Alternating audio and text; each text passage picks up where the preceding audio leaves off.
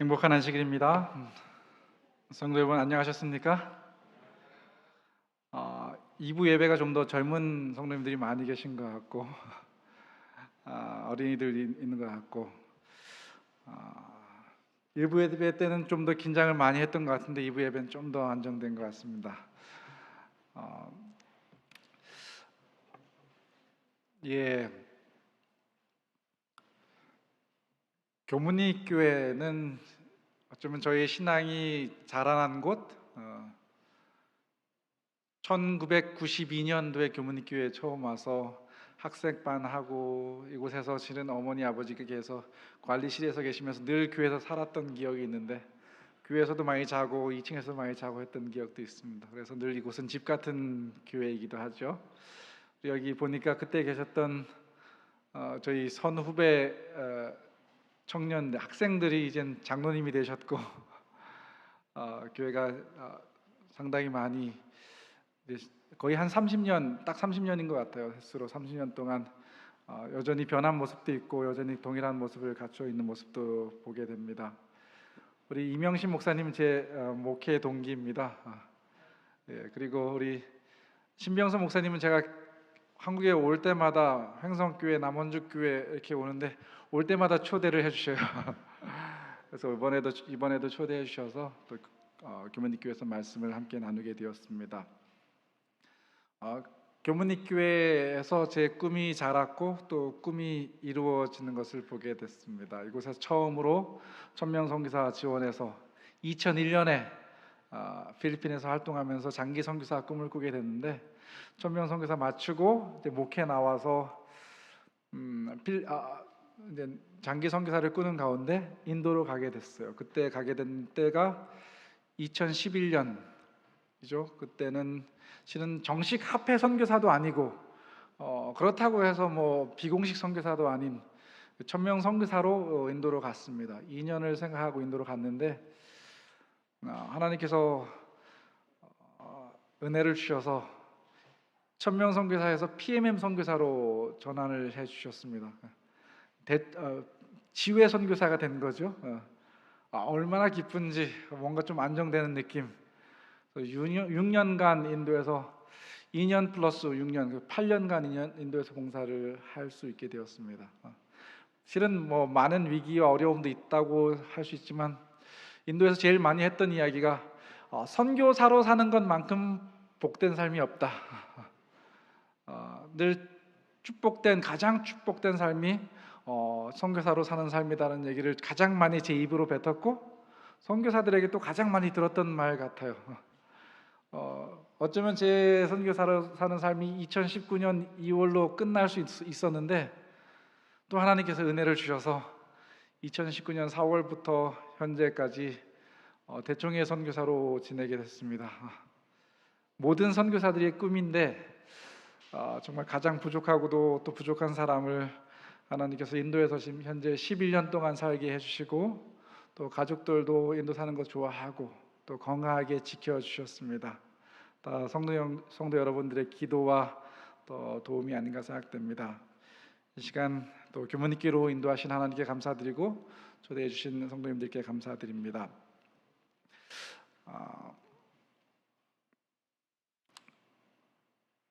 많이 컸죠?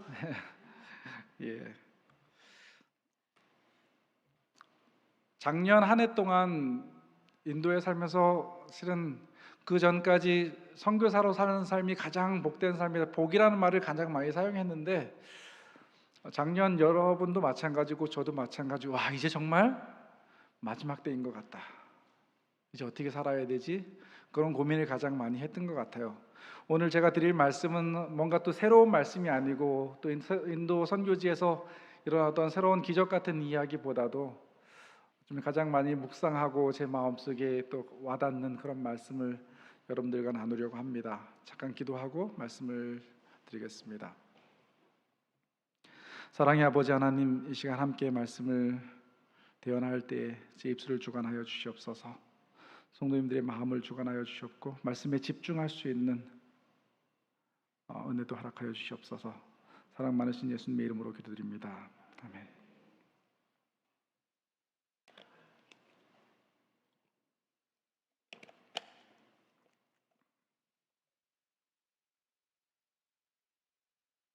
인도는 코로나가 3월 달에 시작됐습니다. 작년 3월 달에 코로나가 시작되어서 실은 3월 초에 저희 행사가 인도네시아에서 분원장으로 계신 목사님을 초대해서 기도주일 강사로 말씀을 듣기를 원했는데 그것이 불가능해지면서 이제 정말 코로나 상황이구나라는 것을 느끼게 되었죠. 오늘 주제 말씀인데 이런 일이 되기를 시작하거든 일어나 머리를 들라 너희 속량이 가까웠느니라.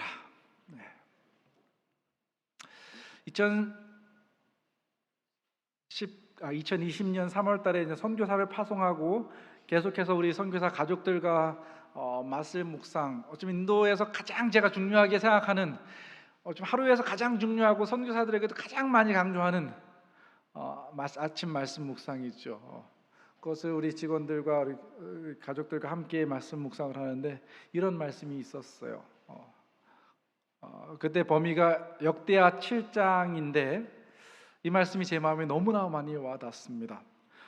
혹 내가 하늘을 닫고 비를 내리지 아니하거나, 혹 메뚜기들에게 토산을 먹게 하거나, 혹 전염병이 내 백성 가운데에 유행하게 할 때, 여기 세 가지가 나오는데 비를 내리지 아니하거나, 메뚜기들에게 토산을 먹게 하거나, 전염병이 내 백성 가운데 유행할 때, 이때가 어떤 시기였냐면은 2019년부터 중국 우한성에서 코로나가 시작되고 2020년 1월 달에 그 호주 산불이 거의 호주 전체를 태우고 또 인도에 코로나가 들어오고 2019년과 20년에 그 메뚜기 떼가 전 세계를 휩들고 가는 그런 시기였어요. 그때 이 말씀을 읽은 것입니다. 그러면서 여기 무슨 말씀이 있었냐면 내 일컬음으로 일컫는 내 백성이 그들의 악한 길에서 떠나 스스로 낮추고 기도하여 내 얼굴을 찾으면 내가 하늘에서 듣고 그들의 죄를 사하고 그들의 땅을 고칠지라. 이 말씀이 저를 완전히 부서뜨렸습니다.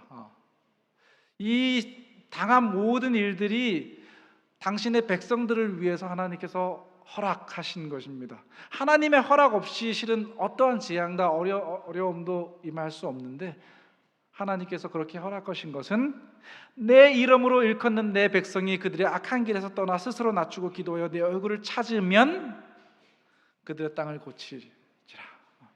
이때부터 캠퍼스는 더 무릎 꿇고 기도하고 예배도 회복하고 서로의 관계도 회복하고 다시 하나님의 선교 사역도 회복할 수 있는 그러한 기회가 되었습니다. 작년 한 해 특별히 제가 선교지에 있으면서 겪은 특별히 가장 최근에 일어났던 일인데 이게 바로 어느 나라죠? 제주도 같은 섬이 아닙니다. 인도보다 약 2배 정도보다 큰 나라예요. 한국보다 몇 배 클까요? 한국보다 수십 배 큰 나라가 한쪽 구석에만 불이 난 것이 아니라 위성 사진을 찍어도 전 호주가 타고 있었습니다. 저에겐 정말 떨림이 있는 사진이었어요. 한 사진이었습니다. 저는 이 사진을 보면서 찾고 정말 가슴이 뛰었어요. 두려웠어요, 실은. 어떻게 이렇게 불이 날 수 있지? 강원도 산불 이렇게 봄마다 이렇게 하는데 그것이 아니라 호주 전체 한국의 수십 배 큰 나라가 타고 있는 것입니다. 가뭄 때문에 비가 오지 않아서 누가 불을 낸 것이 아니라 이것을 보면서 정말 마지막 때인 것 같다 라는 생각이 들었는데 또 한 가지 비디오를 보게 되었어요. India is suffering one of the worst locust attacks. 어쩌면 최악의 고통을 당하고 있다고 되어 있는데 인도뿐만이 아니라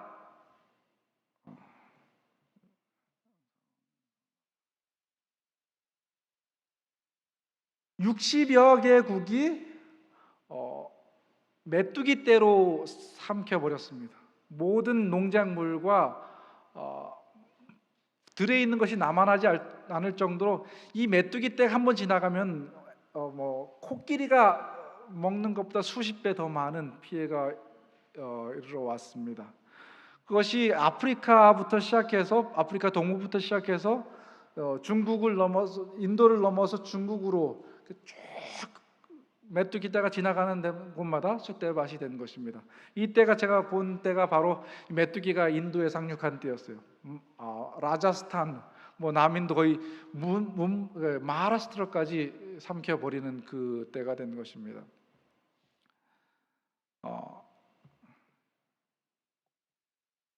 그리고 코로나가 이제 중국부터 전 세계를 휩쓸고 지나갔는데 이것도 작년 사진입니다. 작년 5월 6일 날 발표한 것을 보니까 2020년 5월 6일 날 발표한 세계보건기구 자료에 의하면 214개국의 죽음의 바이러스인 코로나19의 영향을 받았다라는 것이죠. 몇 개월 만이었냐면 이때가 12월 말에 시작해서 거의 1, 2, 3, 4, 4개월 만에 몇 개국의 코로나가 들어갔냐면은 215개국에 들어간 것입니다. 제가 늘 재림교회 선교 상황을 살펴보고 선교사들에게 선교를 이제 선교학을 가르치는데 그러면서 늘 살펴보는 것이 재림교회가 얼마나 많은 나라에 복음이 들어갔나라는 것이죠. 늘 대충의 통계는 거의 멈춰져 있는 것 같아요. 거의 2000년 뒤로 거의 215개국 내외 215개, 216개국 나라가 복음이 들어갔다라고 나와 있는데 160년 걸렸습니다. 150년, 160년 걸렸습니다. 그런데 코로나가 4개월 동안 215개국에 그냥 퍼져버린 것입니다. 사도행전 24장 5절에 보면 우리가 보니 이 사람은 연병이라, 이 사람은 바이러스라는 것이죠.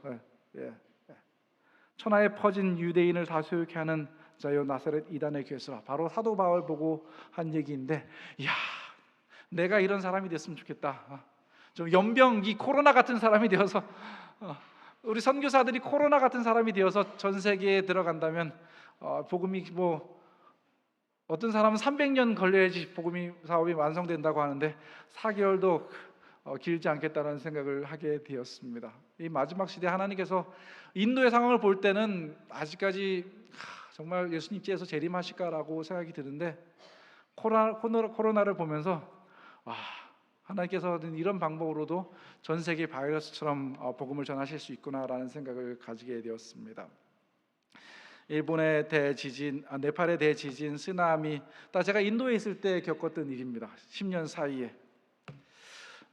제가 이걸 보고 참 놀랐는데요. 2020년 1월 24일 날 1947년부터 세계 핵과학자협회에서 매년 이 지구의 나이를 전체 수명을 24시간으로 계산해서 지금 얼마나 남았는지를, 얼마나 지구가 위험한 상황인가를 살피면서 계산해서 보고를 합니다.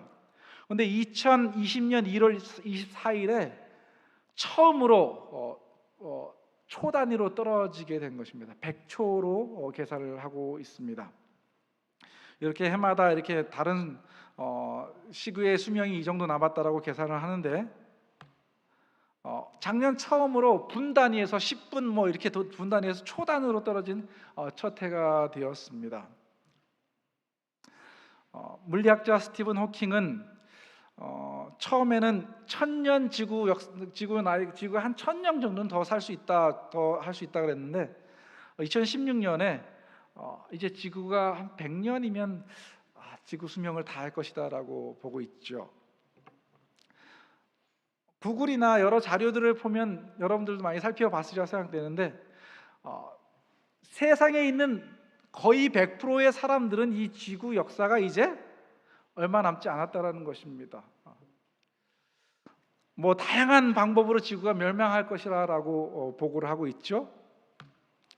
제가 구글을 살펴서 지구가 어떻게 멸망될 것인가라는 자료를 찾아봤는데 여러 자료가 나오는데 결과가 얼마나 많이 나왔냐면은 1770만 개의 자료가 나왔어요.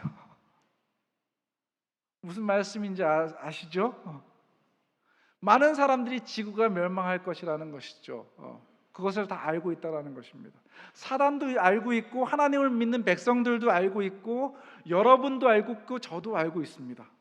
그 시기가 실은 세상 사람들도 얘기하고 성경도 얘기하고 지구 역사도 얘기하고 하는 그 시기가 언제에 맞춰져 있냐면 2100년 전일 것이라는 것이 대체적인 시각입니다.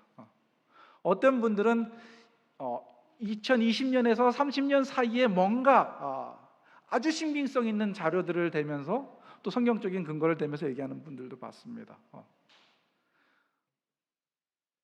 문제는 무엇이냐면 저도 알고 여러분도 압니다. 사단도 알고 세상 사람들도 압니다. 모든 사람들이 다 압니다. 근데 문제는 이것이죠. 이제 우리 어떻게 해야 하죠? 일론 머스크는 지구가 이제 얼마 수명이 남지 않았다고 해서 지금 무엇을 만들고 있습니까? 무엇을 지금 계획하고 있습니까? 곧 다른 별로 이사 가겠다라는 계획을 세우는 것을 보게 되었어요. 많은 부자들이 그런 계획들을 세우는 것 같아요. 여러분들은 어떤 계획을 세우십니까? 하늘나라로 이사할 계획을 세우십니까?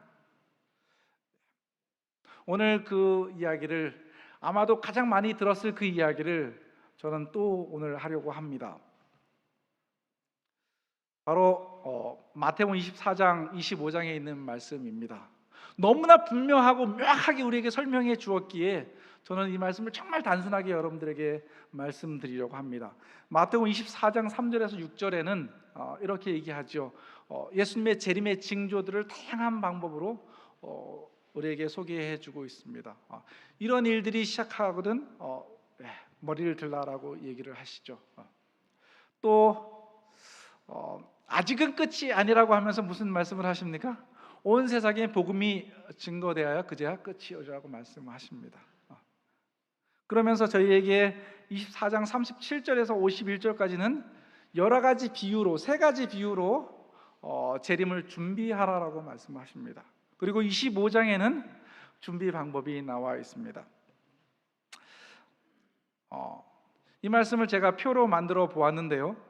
이 세 가지로 이렇게 계속 연속해서 24장과 25장의 그 내용들이 연결되는 것을 보게 되었습니다. 24장 이제 첫 번째 비유가 무화과 나무의 비유를 배우라라는 것이죠. 재림의 징조를 주시고 준비하라고 하는데 뭘 보면서? 무화과 나무의 비유를 보면서 준비하라는 것입니다. 여기에 계속해서 나오는 말씀이 뭐냐면 열매에 관해서 얘기하고 있어요. 가지가 연하여지고 하면 여름이 가까웠다는 말씀이 있고, 무화과의 나무의 비유는 성경에서 늘 열매에 관한 것입니다. 열매 맺지 못한 무화과 나무, 열매 없는 무화과 나무에 대해서 예수님께서 하신 일들을 기억하시죠. 두 번째 비유는 무엇이냐면 노아의 때와 같다라는 것이죠. 노아의 때와 같다라고 말씀하시면서 하신 말씀이 무엇이냐면 마지막 때에도 먹고 마시고 장가들고 시집가고 자기 일에 분주하다라는 것이에요. 그리고 두 사람이 밭에 있을 때 한 사람은 들림을 당하고 한 사람은 들림을 못 당하지 않고, 두 여자가 이 매를 갈 때도 같은 비유가 나와 있습니다. 세 번째 비유가 무엇이냐면 주인에게 때를 따라 양식을 나눠줄 자가 누구뇨? 뭔가 다른 사람들의 필요를 채워주는 것에 대한 비유를 세 번째 말씀하시고 있습니다. 제가 이 말씀들을 비교하고 또 말씀 묵상을 하다 보니까 늘 연결해서 보기를 좋아하는데 25장에 있는 세 가지 비유와 또 연결된 것을 보게 되었어요. 무화과 나무의 비유는 어쩌면 성령의 열매, 열천의 비유로 상징되는 늦은 비를 통한 우리의 성품의 완성, 성품의 형성에 대한 비유임을 알게 되었습니다. 그리고 노아의 때와 같이 우리가 바쁘게 내가 쾌락을 추구하고 우리의 삶에 바쁠 때 우리가 하나님께 얼마나 충성하고 착한 종인지를 다시 한번 하나님께서 계수하시는 장면이 달란트 비유입니다. 그리고 마지막 비유가 주인에게 때를 따라 양식을 나눠줄 자가 누구뇨? 이 비유와 무엇과 연결됩니까? 양과 염소의 비유죠. 우리가 내가 굶주릴 때에, 옥에 갇혔을 때에 지극히 작은 자 하나에게 한 것이 내게 한 것이라, 그 말씀과 연결되는 것입니다.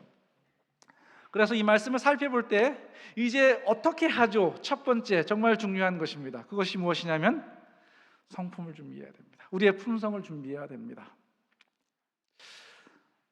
마태복음 25장 첫 번째 비유가 열처녀의 비유입니다. 열처녀의 비유를 통해서 우리가 많은 설교를 들으셨으리라 생각됩니다. 다시 오늘 말씀을 드리는데, 열처녀의 비유를 정말 한마디의 교훈으로 우리가 요약할 수 있다면 그것은 우리의 성품을 준비하라는 것입니다. 한번 살펴보겠습니다. 마태복음 25장 3절입니다. 기름은 여기서 교인들로 대표된 자들에게 결여된 성령을 상징한다. 맞죠? 열처녀의 비유에 나오는 기름은 분명히 성령을 상징합니다. 여기 같은 주석에 계속해서 이렇게 표현하고 있습니다.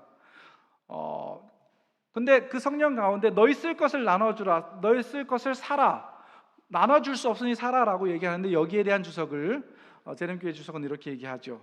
이 사태를 막을 만큼 충분한 기름을 마련한 처녀들에게 준다면 슬기로운 처녀들에겐 기름이 남지 않을 것이다. 성령이죠, 그렇죠? 슬기로운 처녀들은 이기적이지 않았다. 품성은 양도할 수 없다.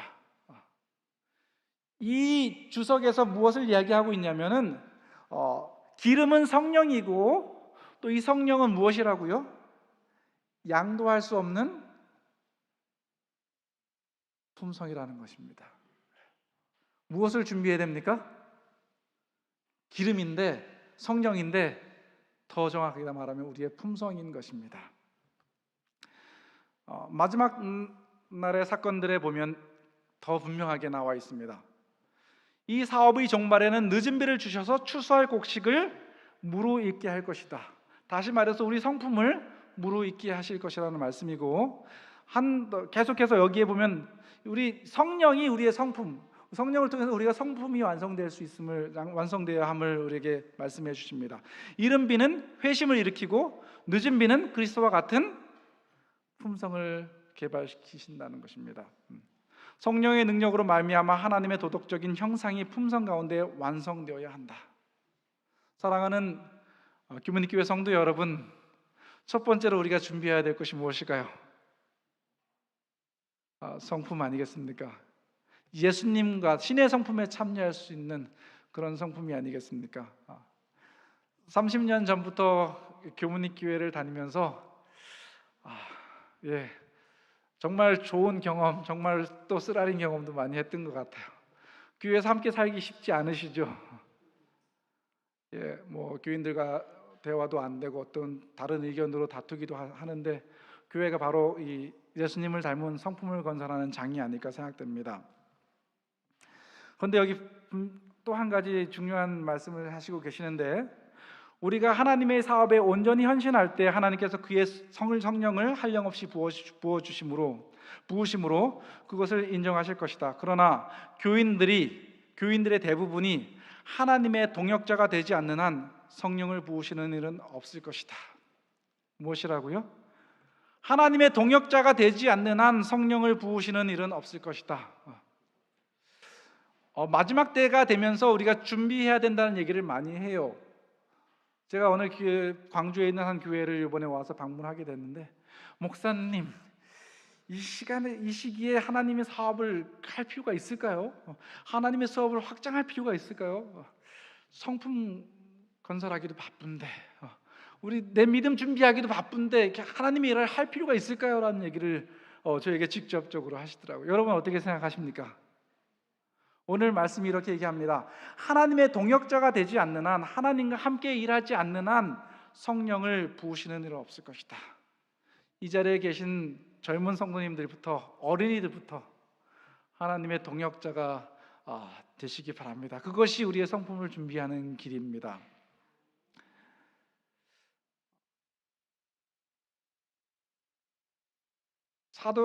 마지막 날 사건들의 그 늦은 비 장에 보면은 그 늦은 비 성령에 대해서 얘기하면서 끊임없이 성품과 관련된 것은 가장 최상급의 표현들을 사용하고 있어요.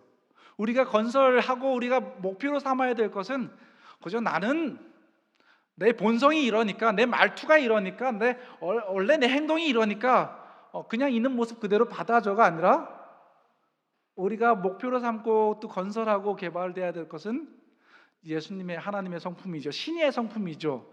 가장 부드러운 애정, 참된 회개, 가장 크게 평가하시는 속성은 사랑과 순결이다. 복음을 위한 가장 강력한 논증은 상냥하고 친절한 그리스도이다. 가장 우리에게 필요한 것은 예수님을 닮은 성품인 것입니다. 우리 교문익교회 모든 성도님들이 이것을 위해서 기도하시고 하나님께 간구하심으로 우리가 하늘 가기 전 하늘나라 오직 한 가지만 가져갈 수 있는 그 보물, 그 보화, 성품을 개발시키는 일에 하나님께 간구하시기 바랍니다. 성령의 열매는 사랑과 희락과 화평과 오래 참음과 자비와 양선과 충성과 온유와 절제다. 우리가 늘 이 길을 위해서 기도하게 되었으면 좋겠습니다.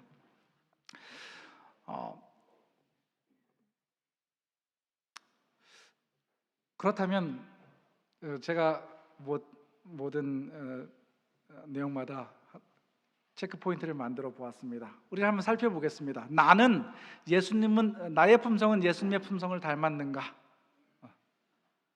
나의 품성은 나는 얼마나 품성 변화를 원하고 있는가? 정말 품성 변화 원하십니까? 이것을 날마다의 기도의 제목이 되었으면 좋겠습니다. 나는 품성 변화를 위해서 어떤 노력을 하고 있는가? 우리가 늘 노력은 하지만 그때마다 더 큰 시험이 오죠. 그때마다 무너질 때 늘 성령의 도움을 간구하고 하나님께서 변화시켜 주시기를 기도하게 됩니다. 이렇게 준비될 때 잔치에 들어갈 수 있을 것입니다. 이렇게 준비되지 않을 때, 우리 성품이 준비되지 않을 때 내가 너를 알지 못하노라 이런 음성을 들을 수도 있다라는 것입니다. 우리가 늘 이 일을 위해서 기도하고 준비됐으면 좋겠습니다. 천명성사 운동은 제가 인도에 10년을 있으면서 다른 어떠한 도구를 주는 것이 아니고 어떤 것을 개발시켜 주는 것이 아니고 영성훈련인 것을 알게 됐어요. 그들이 성령과 함께 동행하는 법을 배우고 선교지로 나간다면 그만큼 좋은 훈련도 없다는 것을 알게 되었어요. 그래서 아침 말씀 묵상 훈련, 기도 훈련, 끊임없이 기도하는 기도 훈련, 또 죄를 고백하고 함께 화해하는 훈련들, 그리고 금식 기도하고 성경을 통독하는 훈련들을 하는데 여러분들도 하실 수 있는 이런 여건 속에서 정말 하나님과 함께 동행하는 그런 훈련을 통해서 우리의 품성이 예수님을 닮은 품성이 되었으면 좋겠습니다. 두 번째, 달란트 비유를 통해서 우리에게 하나님께서 주시는 교훈은 무엇일까? 두 번째 것은 너무나 분명합니다. 선교의 일을 하라라는 것입니다. 달란트 비유를 만나 주석에서는 이렇게 이야기하고 있어요. 그러나 여기서 그 같은 일상적 사실을 암시한 것이기보다 상징적인 의미로 사용되어 이 땅에 성육신 하셨던 예수께서 제자들에게 할 일을 맡기시고 승천하셨다가 다시 이 땅에 심판의 주로 오실 것을 묘사한 것이라 할 수 있다. 뭐가요? 달란트 비유, 5달란트, 2달란트, 1달란트를 주고 주인이 다시 와서 회개하는, 그러면서 착하고 충성된 종아, 악하고 게으른 종아라고 계수하실 때 이 달란트 비유가 하나님께서 우리에게 주신 선교 대사명을 우리가 얼마나 열심히 했나라는 것이죠. 선교 대사명이 무엇입니까? 너희는 가서 모든 민족을 제자로 삼아 아버지와 아들과 성령의 이름으로 침례를 주고 내가 너희에게 분부한 모든 것을 가르쳐 지키게 하라 라는 말씀입니다. 이것을 우리가 얼마나 충성되이 했느냐에 따라서 착하고 충성된 종, 악하고 게으른 종이라는 말씀을 들을 수 있다는 것입니다. 이것을 주석을 볼 때 아주 분명합니다. 여기서 종들은 누구인가? 복음 사역자들 뿐만 아니라 예수를 주인으로 모신 모든 신자를 가리킨다. 달란트의 비유에 나오는 달란트를 주인에게 받은 그 사람들은 복음 사역자들 뿐만 아니라 장로님들 뿐만 아니라 예수를 주인으로 모신 모든 신자들을 가리킨다는 것입니다. 저도 인도에서 사역을 할 때 가장 큰 필요가 아니면 가장 큰 어쩌면 부족한 것이 무엇이냐면 사람이에요. 같이 일할 사람이 없어서 늘 고민하고 울고 했던 기억이 있는데 교회도 마찬가지였던 것 같아요. 뭔가 여러분들에게 맡기면 내가 먼저 나옵니까? 아니요가 먼저 나옵니까?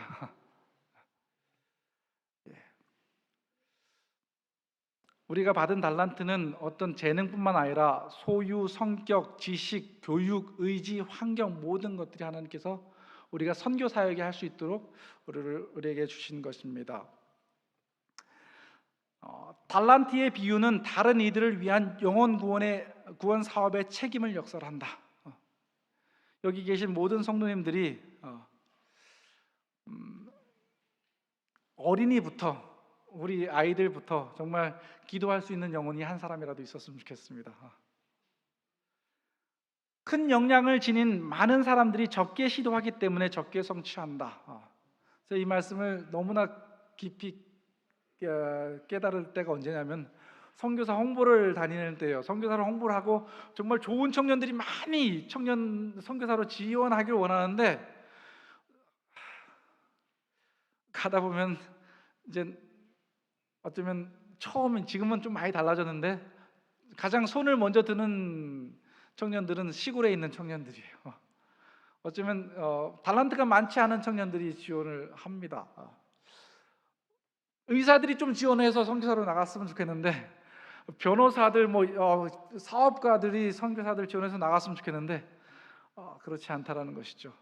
큰 역량을 지닌 사람들이 많이 나갔으면 좋겠는데 저같이 정말 아무것도 없는 사람이 이렇게 나가서 지금 일하고 있습니다. 선교사들도 그렇게 지원이 많이 되죠. 적게 시도하기 때문에 적게 성취한다. 정말 한국에 와서 보는 것은 무엇이냐면 한국에 계신 모든 성도님들과 어린이들까지도 인도에 있는 청년들과 성도님들보다 많은 달란트를 받고 많은 축복들을 받았다는 것이죠. 재정적인 뿐만 아니라 악기나 여러 가지 기회들과 또 한국인이기 때문에 한국인 자체로도 축복이 된 거예요. 선교지 한국인들이 할 수 있는 일들이 정말 많이 있는 것을 알 수 있습니다. 전 세계가 한류로 덮이면서 이제 하나님께서 한국인들을 쓰기 위해서 준비하시고 계십니다. 여러분들은 어떻게 생각하십니까? 달란트의 비유는 다른 이들을 위한 영혼 구원 사업의 책임입니다. 우리 모두가 이런 책임들을 받으시고 감당하시길 바랍니다.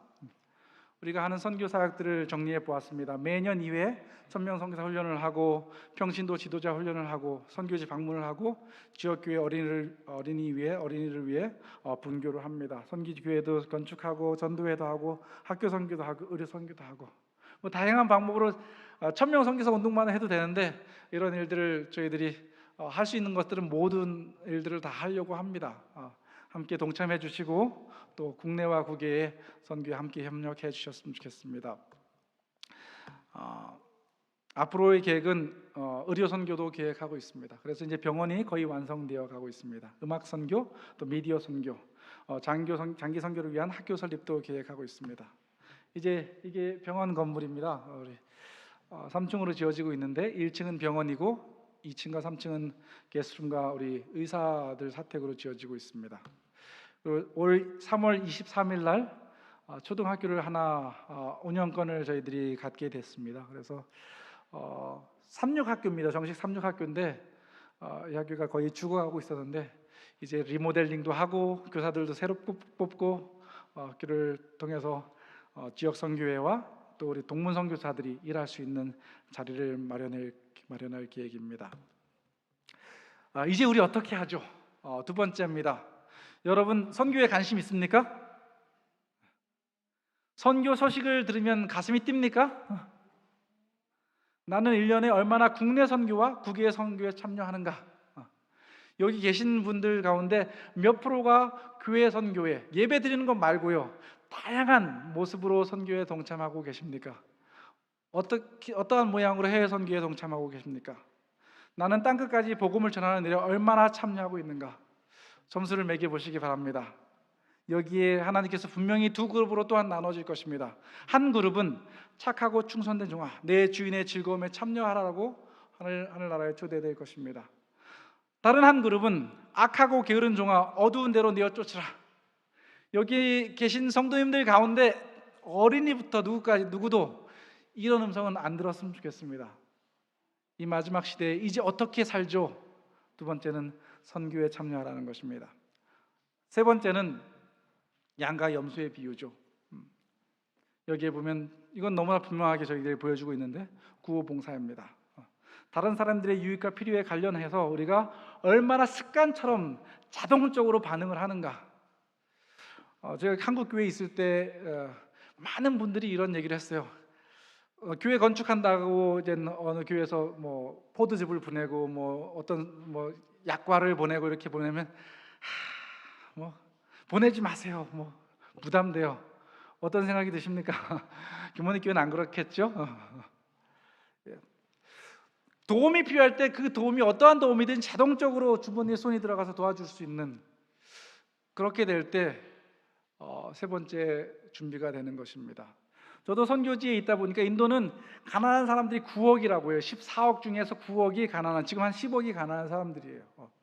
그러다 보니 뭐 도시만 나가도 줄을 서서 와요. 그럴 때 아예 부담이 돼서 아예 아무도 안 줬는데 언제부턴가 잔돈을 미리 준비해 가기 시작했어요. 그리고 때로는 못 줄 때도 있지만 그때마다 얼마나 부담이 되는지.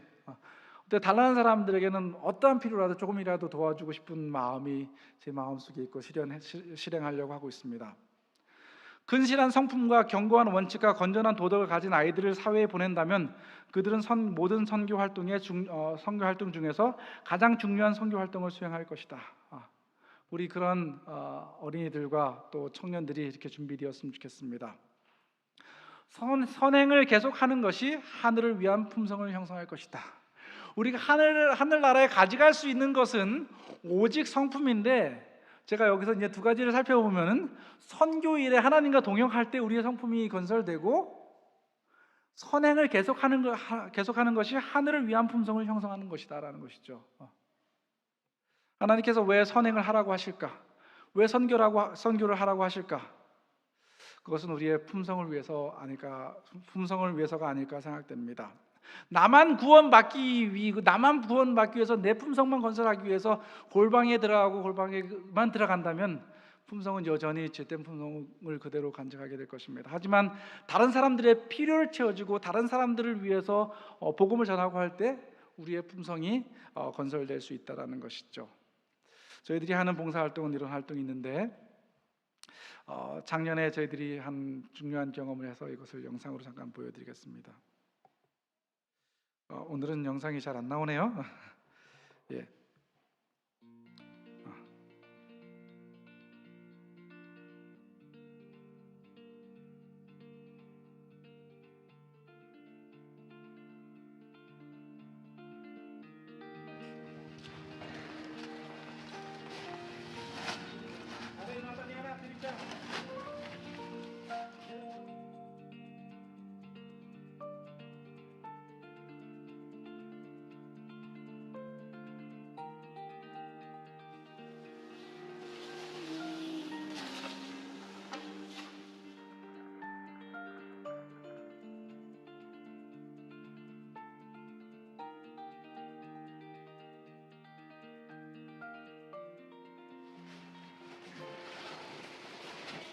카운팅이나?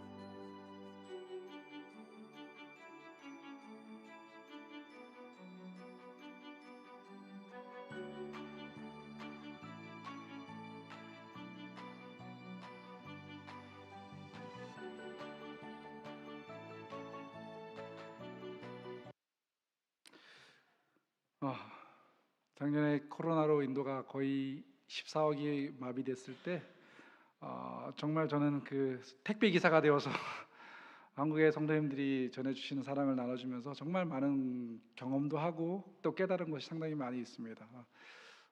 남들을 위해서 나눠줄 때 제 마음이 더 행복해지고 또 선교에도 큰 도움이 되는 것을 경험하게 되었고, 또 이렇게 되면서 우리가 정말 마지막 시대에 해야 될 일이 무엇인가를 다시 한번, 저희 일은 어쩌면 그렇게 중요하게 생각을 하지 않았는데 이 일이 저희에게 정말 중요하다는 것을 깨닫게 된 기회가 되었습니다. 이 일을 깨닫게 해주시고 또 도와주신 모든 성도님들께, 참여해주신 성도님들께 감사를 드립니다.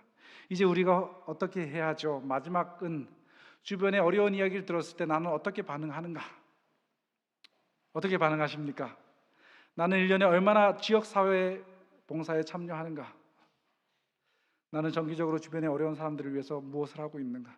1년에 한 번씩 하는 거 말고요, 어쩌면 교회에서 하는 거 말고요, 내가 할 수 있는 어떠한 것들 어떻게 참여하고 있는가 한번 되돌아보시기 바랍니다. 이렇게 할 때 하나님께서 창세로부터 예비된 나라를 상속하라라는 음성을 들을 수 있을 것입니다. 또 다른 한 음성은 예비된 영영한 불에 들어가라는 음성을 들을 수 있습니다.